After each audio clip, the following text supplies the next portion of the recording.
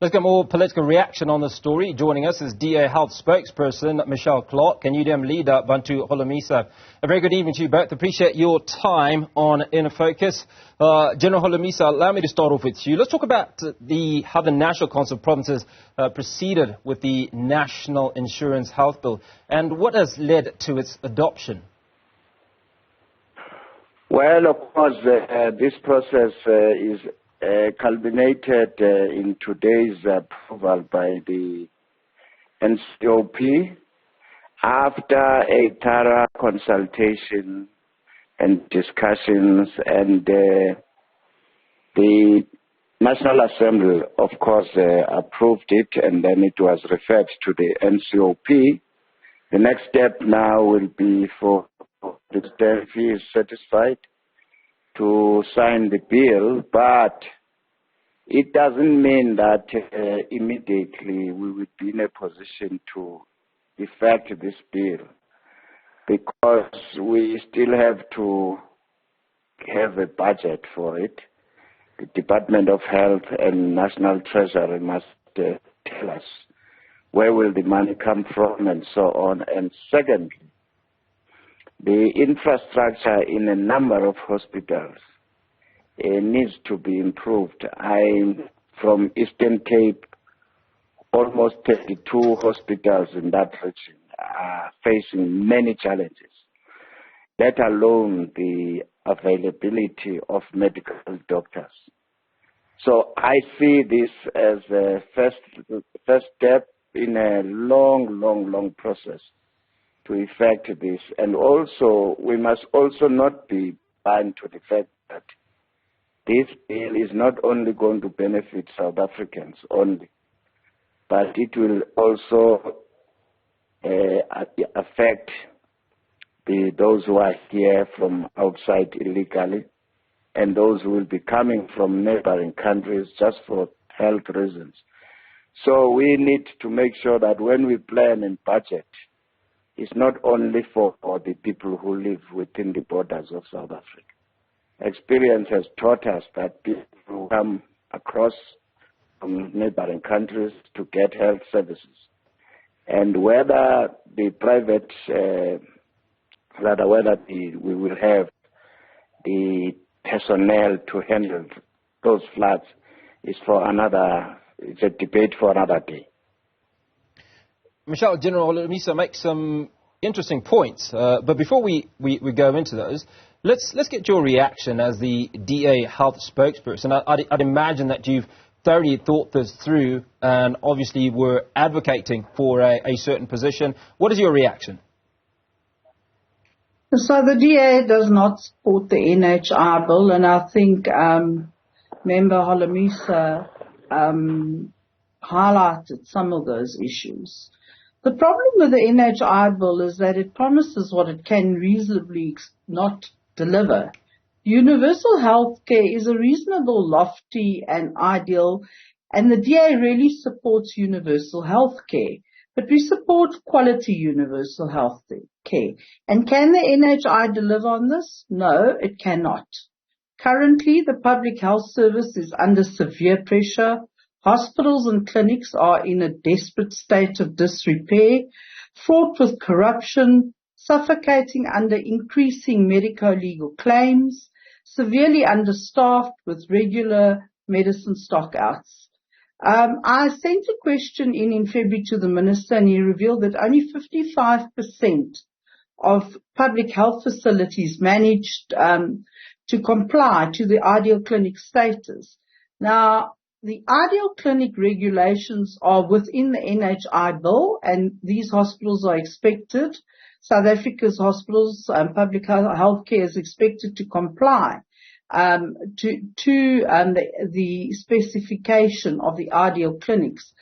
And since then, the status has dropped right down to 69.8% of hospitals that have submitted their assessments, but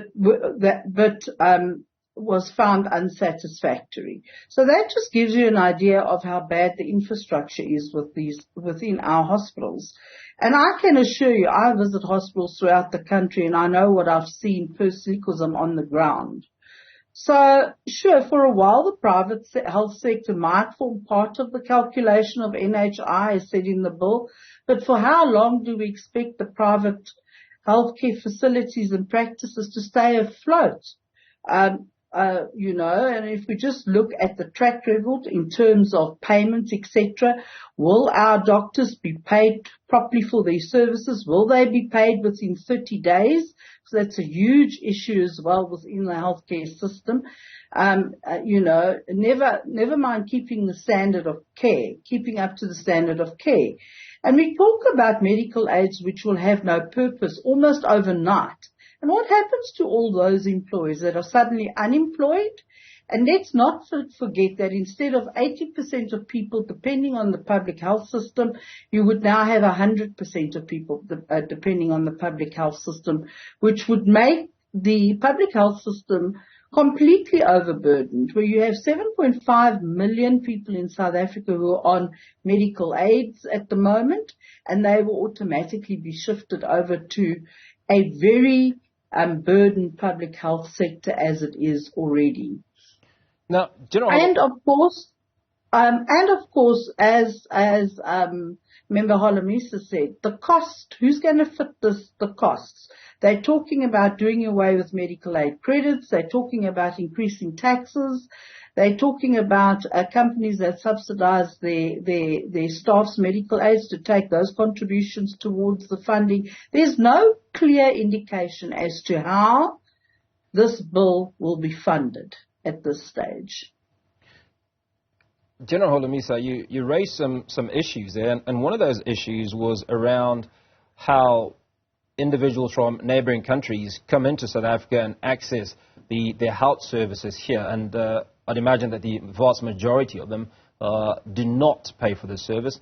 We're also a country that is burdened with hundreds of thousands of illegals in this country who have access to this facility. But I suppose the startling thing is that it's going to cost the fiscus something in the region of 250 billion rand to fund this. Where does the government get this money from? Well, that's why I was saying it's going to take time for this bill to be implemented. You must also cater for the possibility that it might be taken for legal review. And the money, they will have to cut services elsewhere in order to fund this new policy. You must also remember that currently the Minister of Finance has publicly said there is no money. So where they will get the money from, I really don't know. But the chances are that they will want to appease the public. I mean, we are going towards elections. They might want to appease the voters currently in between. But I don't see it being implemented immediately. And then later on, they're going to be under pressure if they win election. They will be under pressure now to find money elsewhere. I wouldn't be surprised if they would go to UIF, PIC, and take that money and borrow it in order to effect their dream. So, unfortunately, the ingredient we are using to bake the cake of South Africa so that we can all share is not yielding any good results. We have been consumers from 1994 without baking the cake so that it can be bigger and satisfy everybody, and indeed the entire continent which has descended to South Africa. I don't know where they will get the money. Maybe you should have had the Minister of Health tell us here. Michelle, very quickly, please, if you will. We've got very little time to wrap up this conversation. Is this sheer politicking by the ANC government? Do you expect them to implement it without the money, or is it a case of ahead of next year's elections, the bill is adopted but does not see the light of day? Well, I can assure you that in my view, this is politicking. It's a tool that they can go and sell to the voters for next year's election. And I can assure you there are going to be many litigations against this bill because in many ways it's unconstitutional. And the DA themselves are gearing up for litigation against this bill because of the issues around the bill and the powers that are simply given to the minister where there's absolutely no separation of powers. He's the judge and the jury around everything that's established within this bill. So I am 100% sure the ANC simply cannot afford to implement this bill, and their own finance minister has said that they do not have the funding for this. So, we'll watch and see where the funding will come from. But, I am not very positive around this bill and that it would actually take place.